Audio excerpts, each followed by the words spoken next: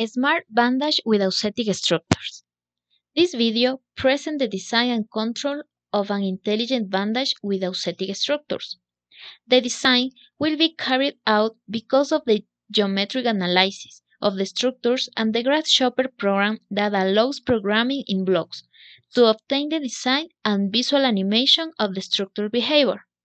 In the same way, a proposal for a mechatronic implementation is put forward using an analog input to physically simulate the behavior of the structures and thus have an idea of the application. The Auxetic structures are known as mechanical metamaterials.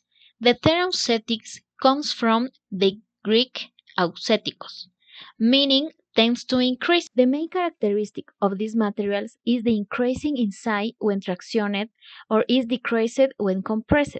That is to say that when applying tensile or compression loads on one of their axes, the rest of the direction will undergo expansion or contraction respectively.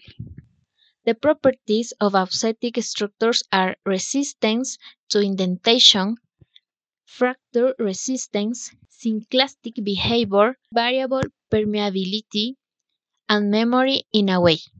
The types of Auxetic structures that have been developed are hexagonal reentrant structures, triangular reentrant structures, chiral structures, and rotating structures. Some of the applications of Auxetic materials are sealing for pipes and components of orthotropic laminate plate machines, the helmet or knee pads of Auxetic materials, an explosive blanket energy dissipation system used to cushion the drop of airborne loads.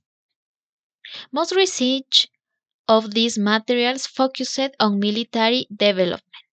The smart bandage or the auxiliary bandage carries some type of healing agent that is released on a wound when the swelling causes pressure on the bandage, and as the swelling decreases it will decrease the flow of medicine.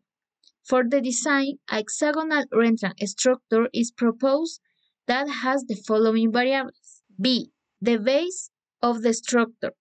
HT. Total or full height of the structure.